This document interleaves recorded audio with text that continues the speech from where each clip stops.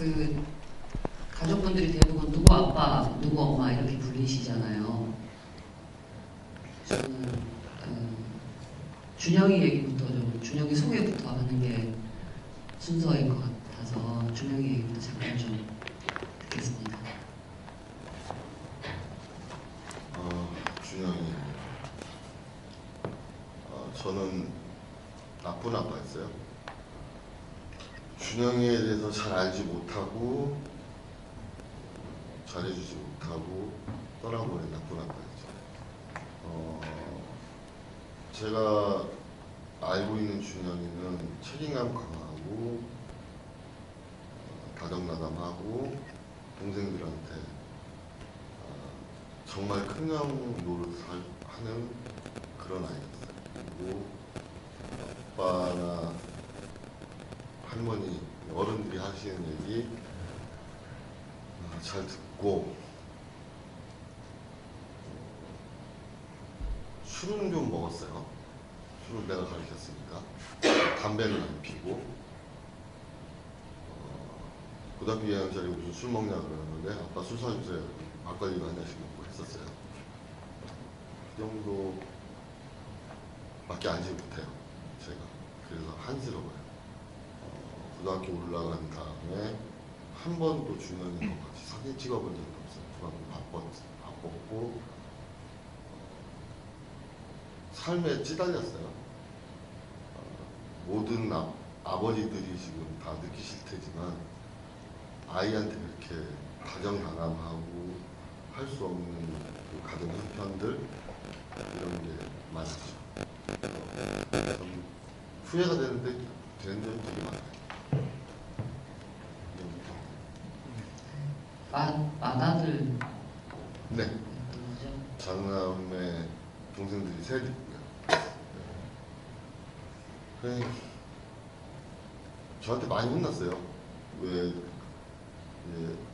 큰 놈으로서 동생들의 귀감이 될 행동을 해야 되는데 그러지 못하느냐 하면서 매없이 맞고 매없이 혼나고 그랬지. 그런 게 잘해준 건 생각이 하나도 안 나는데 못해준 것만 그런 잘해준 게 있었나? 뭐 이런 거까지 생각이. 사실 준영이 얘기를 하면 준영이하고 뭐 수학여행 가고 난 다음에 통화를 하셨냐, 마지막은 어땠냐, 그다음 언제 돌아왔냐, 돌아올 때까지는 한국에서 어떻게 보내셨냐, 뭐 이런 이야기들을 쭉 꾸러미들이 있는데 오늘 그 얘기를 길게 하기는 어려워서 일단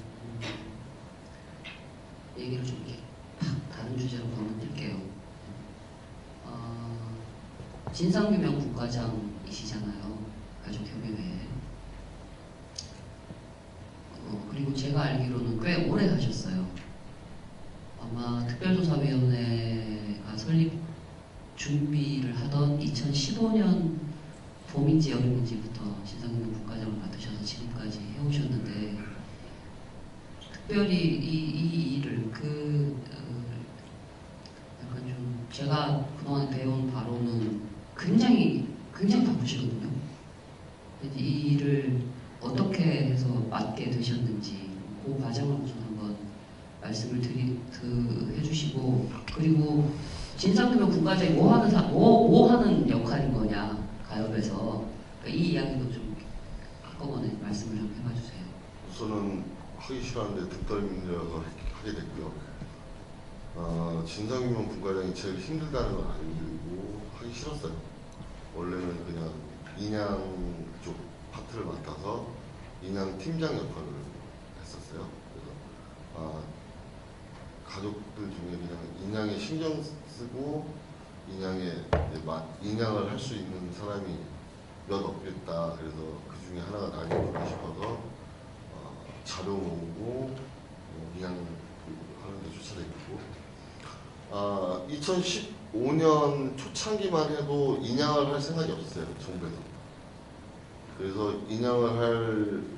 정부가 인양을 해주라고 그때부터 뭐 도보도 하고 여러 가지 행사도 개최하고 했는데 그 당시에 2대 진상규명 부과장님께서 그만두셨어요. 저한테 인양하고 진상하고는 같이 가야 되니까 진상규명 부과장을 맡아주십사 하고 가족들이 요구를 하더라고요. 그래서 좀 주저된 마음도 있었지만 그래도 뭐 이게 여태까지 한 길이니까 해봐야겠구나 해서 시작하게 된 거예요. 진상규명 부과장이 주로 하는 일은 뭐냐면 자료 모으고 그리고 그 각 부처들 쫓아다니면서 그냥 인양이라든지 그 사안마다 제가 다 개입을 해요. 가족들이 개입을 해서 뭐 이기특별법 만드는데 뭐 국회 쫓아다니고, 그다음에 뭐 선조위 만들 때도 국회 쫓아다니고, 선조위 만들어지면 또 선조위 대응하고, 이제 이기특조위가 또 생기니까 사회참사 특별법으로 해서 이기특조위가 생겼으니까 여기 또 그 가족들이 결합해서 또 진상규명해야 돼요. 제일 중요한 건 자료를 모으고 그 자료의 신빙성을 높이고 또 이 자료를 통해서 진상규명을 할 수 있는 기틀을 마련하고, 이런 게 저의 주 임무입니다. 그리고 또 한 가지는 뭐냐면 간첩 짓거리를 좀 해야 됩니다. 저만큼 해경하고 친한 사람이 없고요. 찢어지고 죽이고 싶은 해경하고도 형님 동생하고 있고요. 해수부하고 저만큼 친한 사람 없고요. 일명 해피아들이라고 부르는 사람들이 다 제 적인데도 다 저하고 친합니다. 그렇게 하지 않으면 정보가 나오지 않기 때문에 그걸 하고 있죠. 저희 가족들도 저를 이해를 못해요. 도대체 저 인간이 저희 가서 왜 웃고 떠들고 있나? 막 우리가 보기에는 해수부 저 나쁜 놈들인데, 해경 나쁜 놈들인데, 근데 그거 해요. 진상규명 위해서라면 뭐든 못하겠어요. 예. 볼륨 좀 키워주시면 안 될까요? 아니죠. 평소에 볼륨을 좀 높이셔야 될까요? 근데 잘 들리시나요? 예. 마이크를 좀 좋은 걸 줘요.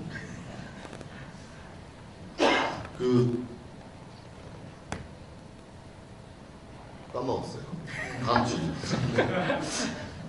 이게 이제 뭐 자료를 모은다 이러시잖아요. 네. 자료를 어떻게 모으시는 거예요? 우선 무작정 이제 테라라든지 USB를 들고 가서 무슨 자료가 있는지 확인하고 그냥 뺏어오는 거예요. 근데 안 주죠. 어딜 가서? 해수부, 해경, 그다음에 뭐 어디, 그러니까 그때 인양 업체들, 그다음에 뭐 이제 언딘이라든지 이런 업체들 잘 아시잖아요. 그런 업체들 가서 그냥 얼굴로 들이밀고 가서 뺏어오는 거예요, 자료를. 근데 이제 강박이 좀 있어요. 자료에 대한. 항상 목말라 하는 거죠, 자료에 대해서. 그래서 자료를 계속 모으다 보니까 저희 자료실에 한 100테라 정도가 있어요. 이게 규모가 가늠이 되세요? 테라라고 하는 대부분 아시죠? 네. 이 자료가 너무 많아진 거예요. 그래서 이제 이걸 분류를 해야 되잖아요. 분류해서 이제 소제목을 달고 그러니까 제가 이제 요청을 했었어요. 우리 이제 자료실 담당 그분 우리 저 선생님께 자료 목록 좀 주세요. 그랬더니 실물로 주세요. 그래서 내가 한 20장 정도 나올 줄 알았어요. 그랬더니 부과장이 불가능하다고. 왜요? 그랬더니 페이지 수로만 이렇게 엑셀 파일로 정리를 해놨는데 페이지 수로만 100페이지가 넘어간다고. 이걸 어떻게 다 보시겠냐. 그리고 이게 엑셀이 이렇게 일목요연하게 한 3-4칸으로 나오는 게 아니고 막 한 8칸 이렇게 나오니까 이게 A3 용지로 뽑아야 되는 거예요. 그냥 저 파일로 줄 테니까 저 컴퓨터 꽂아 보시라고. 그 정도로 자료가 방대하더라고요. 그리고 자료는 지금도 계속 쌓이고 있어요. 지금 선조위 활동들 그 지금 배를 직립한 그 오늘도 리프팅 빔을 하나를 떼냈는데 그 거기에 대한 활동들 전부 다 지금 동영상으로 찍어놓고 다 문서들 다 취합하고 있습니다. 그거 그러니까 지금 보면 정부 부처가 공식적으로 국회에 제출한 자료들이 있고요. 2014년의 경우에 그 다음에 검찰이 수사한 기록이 있고 재판 기록이 있고 감사원이 감사한 기록이 있고 그리고 나서 특별조사위원회 1기가 생산한 자료들이 있고 그리고 정부 부처가 국회에 제출하지 않은 부처가 갖고 있는 자료들이 있고 지금 선도위가 진행되니까 선도위에서 생산한 자료들이 또 있고 뭐 이제 이렇게 쭉 자료들이 계속 쌓여가는데 그다음 배에서 직접 나온 자료들도 있고 예를 들면 CCTV, 세월호 선내 CCTV나 블랙박스나 이제 이 모든 것들을 다 어쨌든 일단 수집을 해야 된다. 네. 라고 생각을 하시고 그거를 모으신다는 말씀이신데 왜 그렇게 자료에 목을 매시는 거예요? 싸울 수 있는 힘이 저희는 자료라고 생각을 했어요. 박근혜 정부 하에서 논리정연하게 싸워야 될 거 아니에요. 논리를 가지고 그 다음에 저들을 설득을 시키고 할 수 있는 방법은 자료밖에 없다고 생각을 했어요. 우리가 보고 듣고 느끼고 말했던 게 전부 부정당했어요. 하물며 재판에서도 저희 생존자들이 했던 증언들이 묵살됐어요. 뭐 영화 내용에도 나오지만 후반부에 집단 면담, 아이들 집단 면담하고 하는 것들을 재판부에서 받아들이질 않았어요. 그래서 저희는 그러면 차후 정권에서라도 해봐야겠다 생각에 자료를 모으기 시작한 거죠. 그리고 워낙 평목함과 진도에서 자료를 안 주니까 그때부터 저희가 막 직접 사진 찍고 한 자료들을 계속 모았죠. 그리고 사찰도 몇 번 당해보고 핸드폰에 있는 제 그 전에 통화 내역이 한번 막 다 사라져 보기도 하고 그러니까 자료가 왜 중요한지를 계속 그때부터 느끼기 시작한 거죠. 제가 잠깐 보충 설명해드리면 저도 이렇게 처음 조사하다가 유가족들을 만나면서 깜짝깜짝 놀랄 때가 있거든요. 이 영화에 보면 집단 면담 영상 나오잖아요. 학생들이 그런 것을 유가족들이 다 기록해놨다라고 상상도 못했어요. 그런 걸 어떻게 상상했겠어요. 그러니까 그냥 유가족들은 계속 어떤 요구하시고 진상규명해라 라고 그냥 하는구나 이런 것만 생각했지 본인들이 직접 조사하시고 그 증거들을 계속 추적해가고 있다는 사실은 저도 몰랐어요. 그러다가 저 집단 그 학생들이 생존한 학생들이 증언하는 영상을 보고 너무 깜짝 놀라갖고 제일 처음 이미 배가 8시 50분 이전에 박근혜 정부가 발표했던 이때가 사고 시간이다. 지금도 그게 통용되고 있죠. 그 전에 이미 이상했다라는 이런 증거들이 나왔을 때 제일 먼저 들었던 건 왜 이걸 검찰에 사법부에 제출 안 했을까? 당연히 그렇게 생각하잖아요. 왜 이런 게 있는데 버젓이 정부에서는 배가 쓰러지기 전까지 아무 일이 없었다고 발표해놓고 왜 우리는 그걸 믿고 있었지? 이렇게 하면서 깜짝 놀랐는데 그때 물어봤을 때도 너무 답답하신 거예요. 그걸 검찰에 제출하고 어디에도 해도 언론도 잘 안 다뤄주고 그리고 검찰도 그걸 그냥 무시하고 하고 그걸 알게 됐을 때 저도 참 답답하더라고요.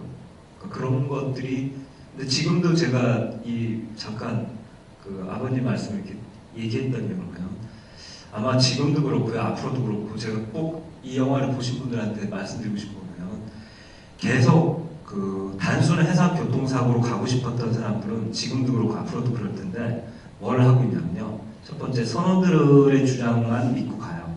그리고 생존자들의 주장은 다 무시하고 그리고 항상 8시 50분 때만 조사하고 싶어 합니다. 그리고 그 전은 절대 얘기하고 싶어 하지도 않고 없애고 싶어 해요.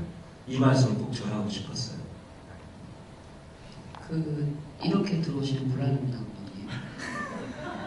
이렇게 치고 들어도 돼요? 난장판이 될 수 있어요. 그 이제 다시 이렇게 궤도로 다시 돌아오겠습니다. 뭐 강박적으로 어쨌든 자료를 수집하고 실제로 그걸 들여다보고 또뭐 이런 전체 과정이 사실은 가족분들이 학습의 과정이었다. 표현이 좀 적절한지 잘 모르겠는데 그 맞아요. 네, 학습의 과정이었다 싶어요. 그 맨 처음에 수색 과정 중에는 잠수 기법에 대해서 연구를 하기 뭐 배우기 시작했죠. 그래서 심해 잠수 기법이 뭐가 있는지, 뭐 나이트로스 방식인지 헬리오스 방식이 있는지, 뭐 표면 공급 잠수 방법이 있는지, 탱크 다이버, 뭐 그다음에 리브리더, 뭐 이런 걸 막 공부하기 시작하는 거예요. 그러다가 이제 수색이 끝나고 인양 단계로 가니까 또 인양에 대해서 공부하기 시작하는 거예요. 어떻게 하면 저 배를 빨리 인양할 수 있는지. 그리고 또 인양 단계에서 또 계속 싸우다 보니까 인양의 방법들이 어느 방법이 가장 좋은 방법이고 막 이런 것도 알게 되는 거죠. 그리고 이제 특조위에서 뭐 이제 조사 기법이라든지 이런 거.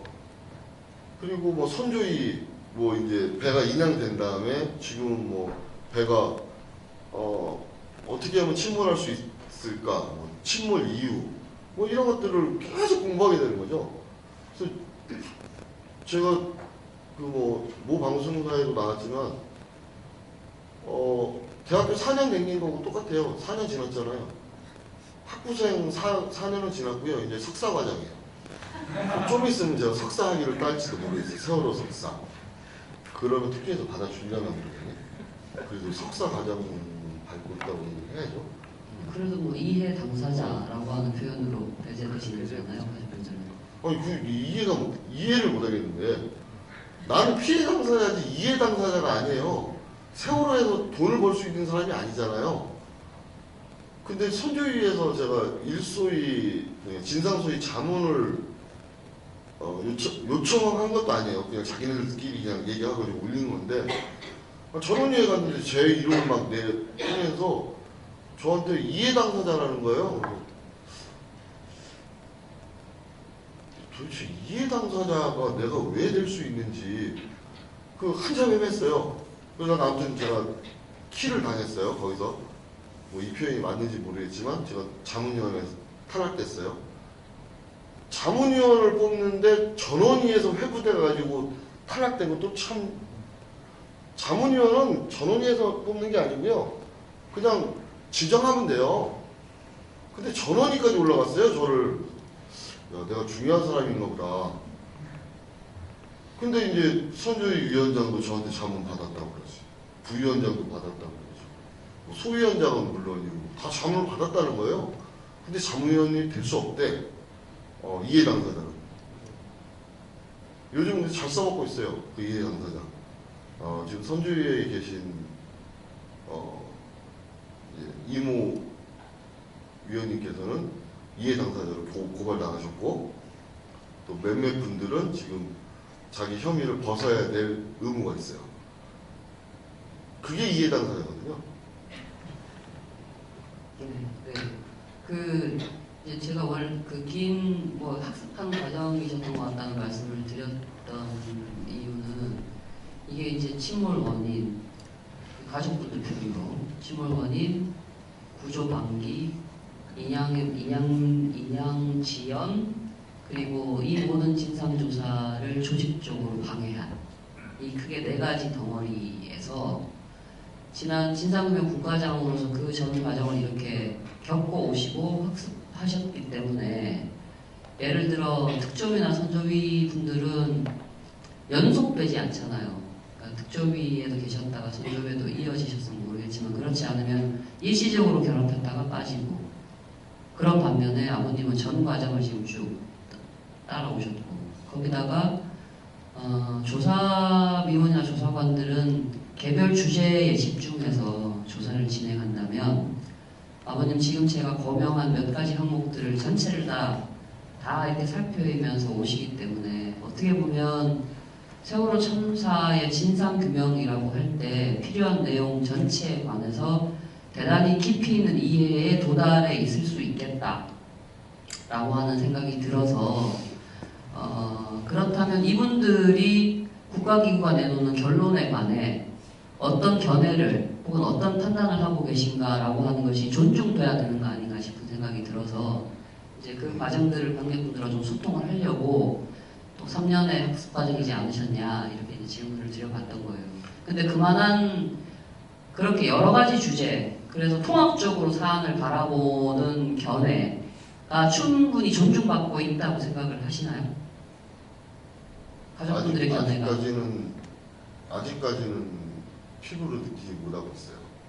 아직까지는 그냥 피해자, 피해 당사자 정도로만 생각을 하지, 세월호에 대해서 가장 많이 생각하고 가장 많이 그냥 조사라고 하기는 좀 그렇지만 가장 많이 검토한 사람이라고 생각하지 않고 있더라고요. 그래서 좀 이 피해자를 바라보는 눈이 좀 바뀌어야 된다고 생각해요. 왜냐하면 피해 당사자가 가장 잘 알 수 있어요. 그 사건의 본질을. 그런데 피해자들의 의견을 좀 배제시키는, 조사 과정에서 피해자들을 배제시키는 이런 그림들이 눈에 보이거든요. 근데 이게 피해자를 보호해 준다는 명목도 있겠지만 오히려 피해자들한테 2차 피해를 주는 또 명목이 되거든요. 근데 그건 아직 우리 사법당국이나 이 정부에서 파악을 제대로 못하고 있는 것 같아요. 엄밀히 말하자면 구조방기 파트만 보더라도 언론들이 찍지 못하는 걸 제가 찍거든요. 이 두 분한테는 말씀드렸지만 123 정의 딱 가서 조타실에 가서 선원들을 데리고 나와요. 선원들을 데리고 나오는데 승객인 줄 알았어요. 그 거짓말이거든요.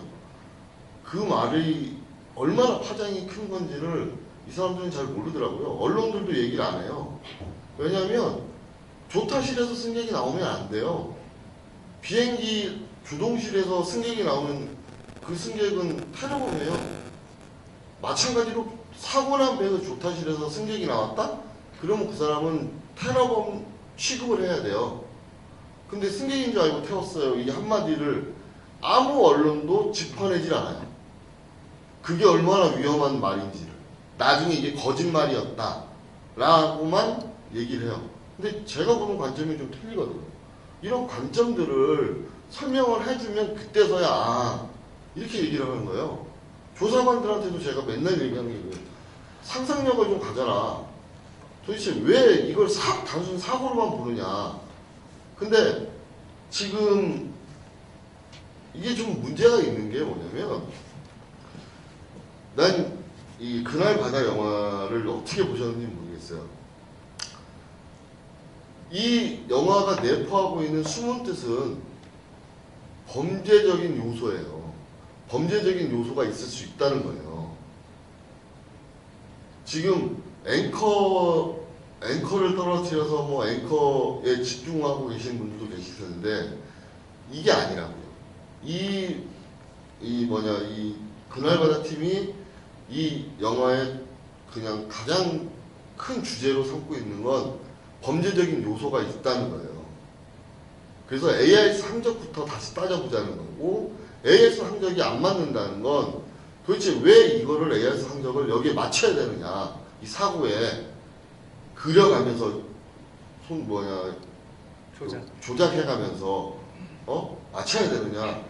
이것부터 따지기 시작하는 거죠. 그럼 범죄적인 가능성이 없다면 이걸 왜 할 필요 있죠? 그냥 그렇게 해서 사고 났다고 하면 끝나는 건데 범죄적인 가능성이 있기 때문에 이렇게 하는 거예요. 그런데 특조위나 선조위나 그다음에 검경합수부, 해심원, 크리소 전부 다 범죄적인 가능성을 다 없애버리고 그냥 사고로만 본 거예요. 그래서 AIS 항적이 이렇게 된 거고 이렇게 해서 배가 넘어갔고 한데 지금 영화에도 나오지만 그들이 생각 못한 게 디지털 증거거든요. 블랙박스 영상. 이건 정말 생각 못했을 거예요. 근데 저희 가족들은 블랙박스 분명히 있다. 꺼내서 분명히 저기서 증거가 나온다 했거든요. 근데 나와버렸잖아요. 그 뒤부터는 모든 항적이 맞질 않아요. 어떠한 수단을 부려도 나오질 않는 거예요, 항적이. 그렇다면 항적이 안 맞는다는 건 그러면 항적이 맞춰야 되느냐, 배를. 아니면 항적을 좀 버리고 다시 조사를 해야 되느냐. 이런 딜레마에 빠지게 되거든요. 근데 선조위한테 이걸 던져줬는데 선조위는 이 딜레마에서 빠져나오지 못하고 있어요. 좀 더 시간을 두고 조사를 더하고 실험을 더하고 해야 될 것 같은 지금 분위기죠. 지금 현재로. 그 여러 가지 이야기가 제가 드리려고 했던 질문에 답이 이렇게 막 섞여서 여러 가지 말씀을 하셨는데 약간 반복되더라도 다시 좀 정연하게 질문을 한번 다시 드려볼게요. 그런 어쨌든 이 세월호 참사에 관한 폭넓은 혹은 또 깊이 있는 이해의 가족들 전체는 아니겠지만 어떤 분들은 도달해 있다. 지난 시간을 경과하면서. 근데 그분들의 의견이 배제되고 있는 상황이다. 현재까지는. 정확히 더 점잖게 표현하면 존중받지는 못하고 있다. 인 상황인데 아버님이 보시기에 진상규명이 왜 이렇게 안 되는 거죠? 왜 이렇게 시간이 오래 걸리나요? 그게 초창기의 문제예요. 검경합수부하고 해심원이 사고 원인을 규정지어 버렸어요. 공신력 있는 그 단위에서 사고 원인을 규정지어 버렸기 때문에 이 사고 원인과 동떨어진, 그러니까 다른 생각을 하게 되면 전부 음모론 취급을 했어요. 근데 저희 가족들 입장에서는 맨 처음에 사고 원인이 과적, 고박 불량, 보건성 불량, 그 다음에 불법 중개축 얘기 나왔을 때 도대체 그게 왜? 이 생각을 했어요. 그걸로 단정 지을 수 있어?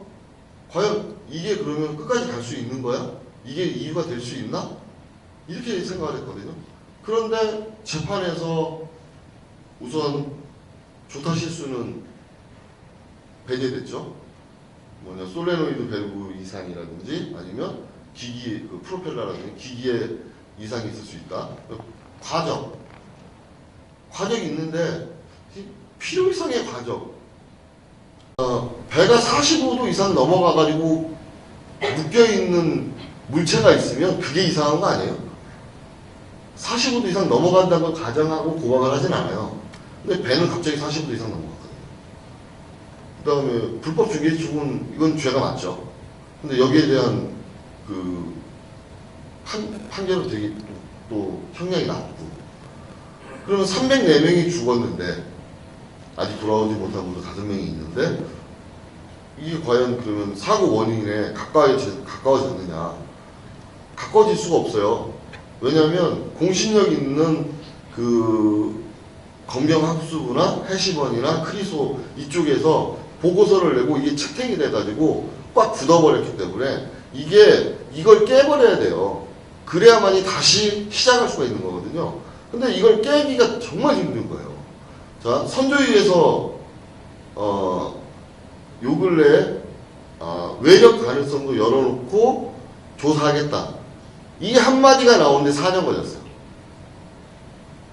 그 전까지는 외력 얘기를 하면 좀 음모론 얘기를 했거든요. 음모론 취급을 했어요. 외력 얘기하면 잠수함이라든지, 아니 외력이라고 해서 무조건 다 잠수함이 아니거든요. 근데 이걸 깨는데 4년 걸렸는데, 자, 저는 공식적으로 AIS 항적을 완전히 믿고 있는 사람들을 난 좀 이해를 못하겠어요. 왜냐하면 AIS 항적이 과연 맞나? 이런 생각을 왜 안 하는지 모르겠다는 거예요. 무조건 이걸 믿어야 되나?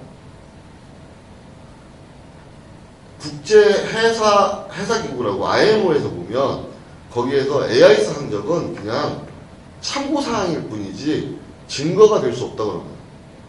근데 왜 우리나라만 유독 이 AIS에 못 매달아 하는지 모르겠다는 거죠. 그리고 여기 영화 내용에 보면 ITT 맞죠? ITU. ITU 그다음에 저기 뭐냐 저기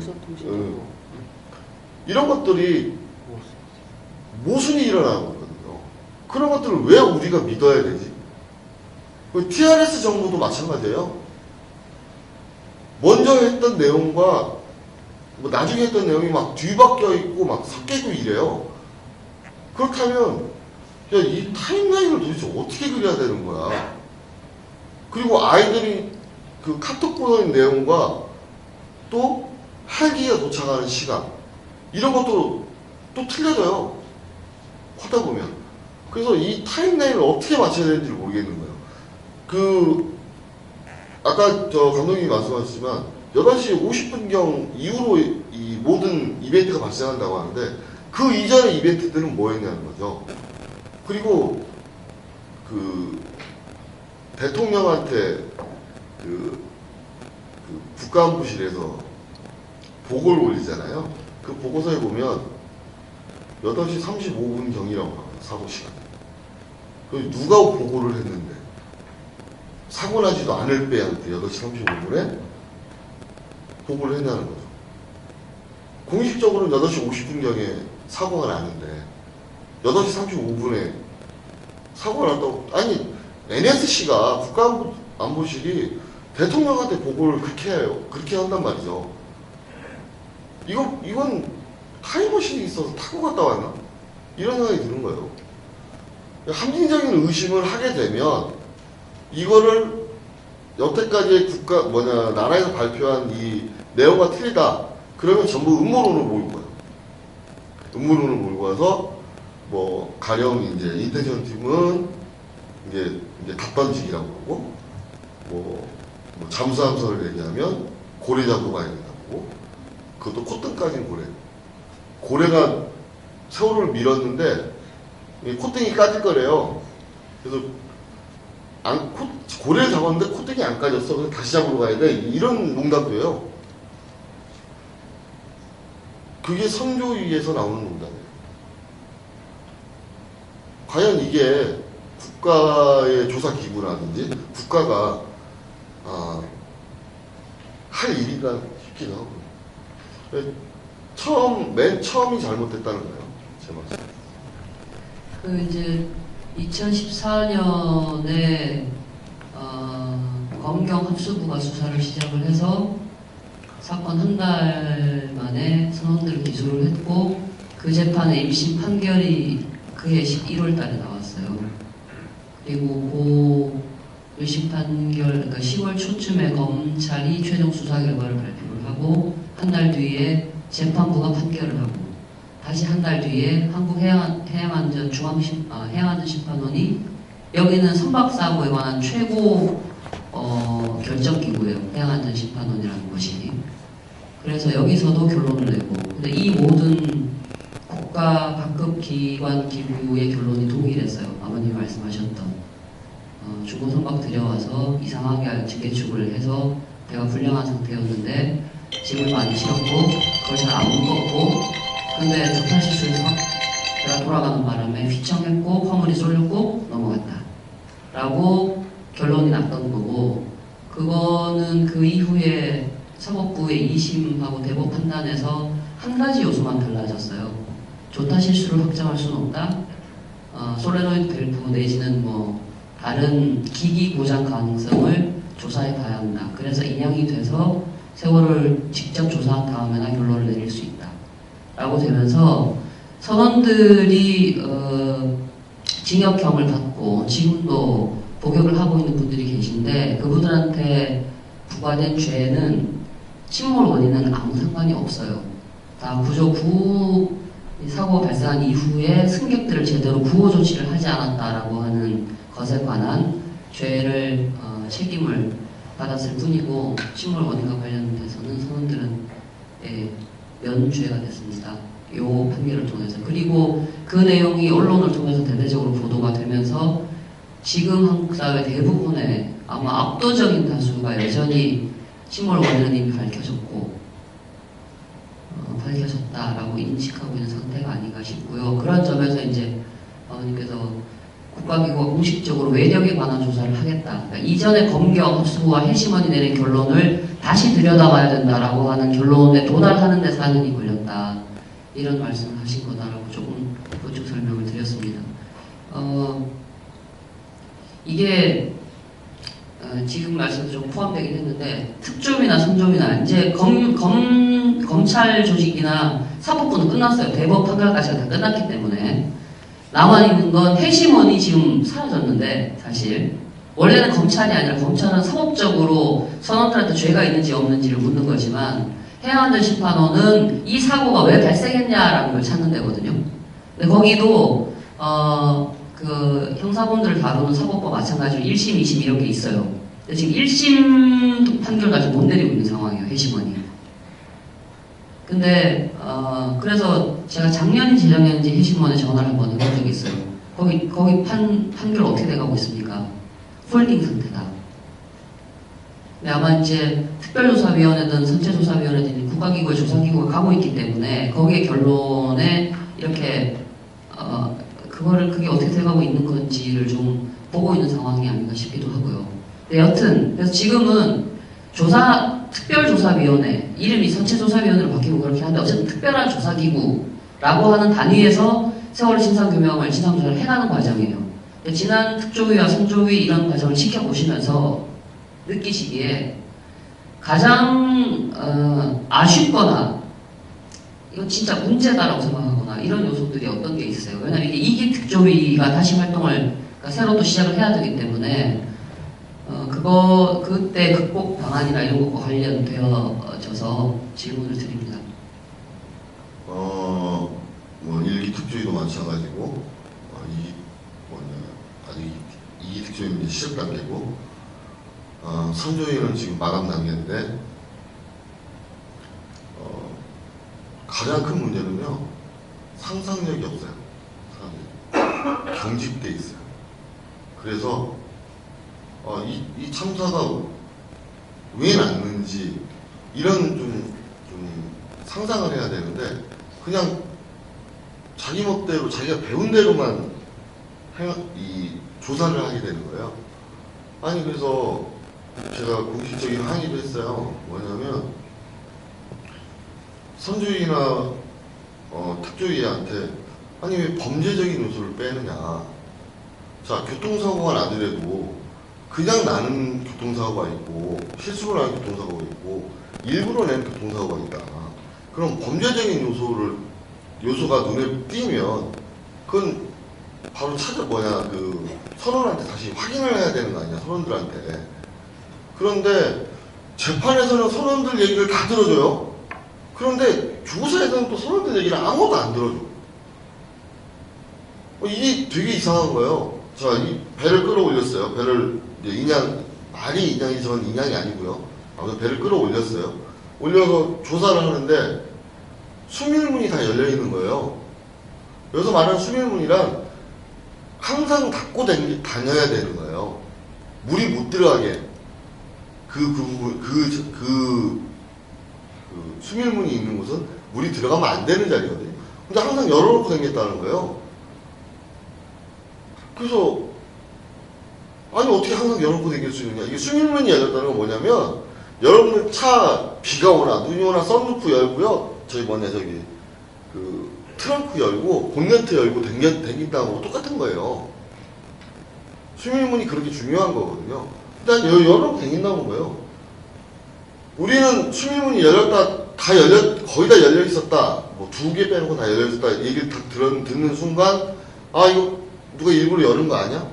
이런 생각을 했는데 선조위에서는 아니 그냥 열고 당길 수도 있는 거야. 이래버리는 거예요. 여기에 대해서 강력하게 항의를 했죠.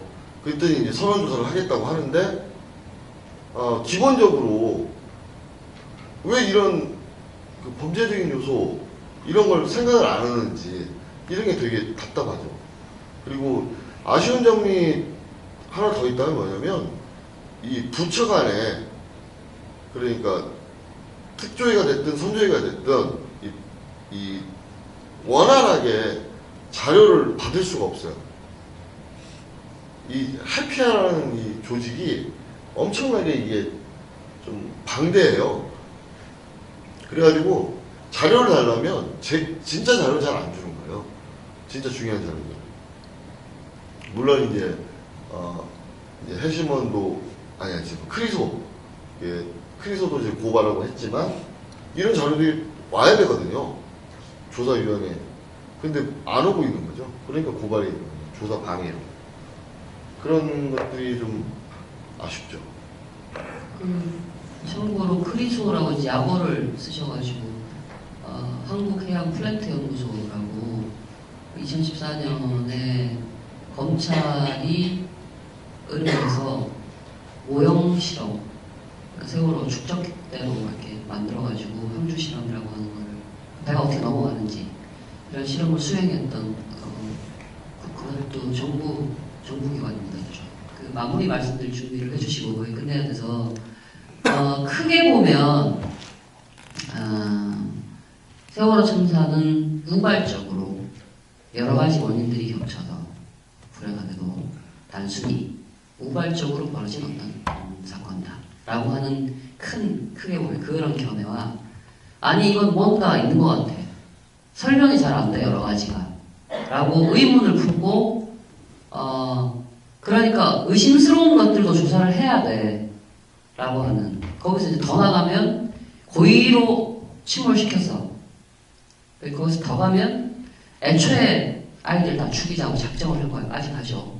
그러니까 여기서부터 여기까지 이 스펙트럼이 굉장히 스펙트럼상의 간극이 큰데 사실은 가족분들이 답답해하는 건 제가 그러니까 저희 팀이 느끼기엔 아까 말씀드렸던 것처럼 압도적 다수가 가족분들이 실제로 느끼시는 의문, 질문이라고 하는 것이 잘 전달되지 않고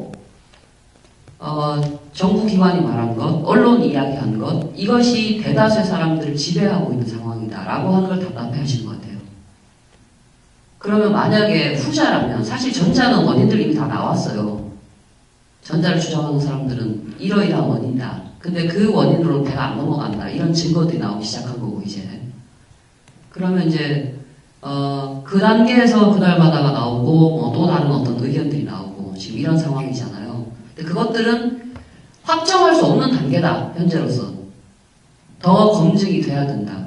각기 다 근거들을 가지고 근거들 제시하면서 설을 제기를 했지만 그 중에서 어떤 것이 최종적으로 과학적으로 맞는 이야기인지 라고 하는 거는 검증이 필요하다. 이제 요 단계다라고 하는 거를 공감하고 공유하는 자리였으면 좋겠다. 그리고 최소한 다른 가능성에 관하여 의문과 질문에 관하여 열린 태도를 가지면 참 좋겠다. 뭐 이런 정도로 우선 이 자리를 마무리하는 멘트를 하고요. 이제 두 분께서 뭐 특히 준영 아버님은 감독님은 하고 싶은 얘기를 영화를 통해서 대부분 다 하셨으니까 준영 아버님께서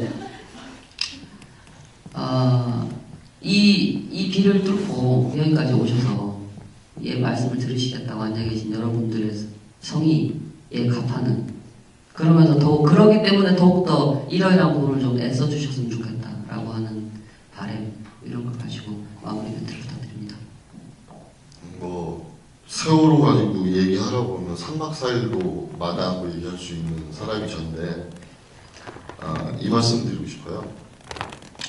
모든 일에는 원인과 과정과 결과가 있게 돼 있어요. 그런데 저희 가족들은 원인을 몰라요. 원인을 침몰 원인이라고 치자면 원인은 모르겠어요. 그러나 과정이라 하면 구조과정, 수습과정을 과정이라고 생각하고요. 결과를 뭐 특조위, 뭐 조사하는 그 기간, 뭐 조사 방해 이런 것들을 이렇게 원인, 과정, 결과로 이렇게 나눠놓고 보면 과정에서 너무 의도적인 의도성이 보이는 거예요. 일부러 안 구했다고 저희는 판단을 해요. 구하지 않았다. 니네 왜 안 구했어? 이게 저희의 그 슬로건 같은 거예요. 또 결과에서 보면 특조위 방해하고 지금 제가 내일도 저 재판에 가야 되지만 조윤선 이하 뭐 해수 공무원들이 특조위 조직적으로 방해하고 한 게 의도적이잖아요. 너무 의도성이 보이잖아요. 그러면 도대체 원인은 뭔데? 이렇게 자연스럽게 원인의 의문점을 갖게 된다고요. 그런데 지금 뭐 네덜란드 가서 마린에 가서 모형 실험하고 뭐 그다음에 이제 그날마다 영화 나오고 영화 여태까지 뭐 데이터를 가지고 AIS 데이터를 가지고 검증하고 했던 모든 것들이 원인에도 의도성이 보인다는 거예요. 가족들 입장에서는. 차마 근데 말을 못 하겠는 거예요. 아까 말씀하셨듯이 보험사기를 위해서? 그럼 왜 한 거였지? 보험사기를 하려면요, 차라리 오하나마호를 해요. 세월호는 안 해요. 왜냐면, 세월호 갖고 하려면 뚫어야 될 난관들이 되게 많아요. 불법 증개축 때문에. 제가 그쪽 청해대령 쪽하고 얘기해보면, 우리가 저거 하려면 오하나마호 갖고 했지, 이거 갖고 안 한다는 거예요. 그것도 일면 타당하잖아요. 그 사람들의 의견이. 근데 이제, 여러분들께 드리고 싶은 말씀은 딴 게 아니에요. 이 영화가 뭘 뜻하는지를, 본질을 좀 깨뜨려 보시고, 열린 자세로, 그냥 남의 의견도 귀 기울여 줄 수 있는 그런 자세가 필요하다고 생각을 해요. 지금 아까부터 계속 감독님도 말씀하시고 PD님도 말씀하시지만 저희 유가족들은 모든 가능성을 다 열어놓고 생각하고 또 판단하고 있어요. 그리고 냉정해야 돼요. 냉정하지 않으면 결과를 도출할 수 없어요. 진실이 보이질 않아요. 우리가 원하는 건 진실이지 우리가 바라는 진실이 아니에요. 원하는 건 있는 그대로의 진실을 원해요. 다른 거 원하고 싶지 않아요. 받고 싶지도 않고요. 여기 와서 이렇게 늦은 시간까지 이렇게 같이 해주신 여러분께 너무 감사드리고요. 또 여러분들이 천만척불의 원동력인 것 같고 여러분들이 있기 때문에 저희가 아직도 싸울 수 있는 힘이 있는 것 같아서 참 감사드리고 고마움을 표시하고 싶고 그리고 자랑스럽습니다. 감사합니다.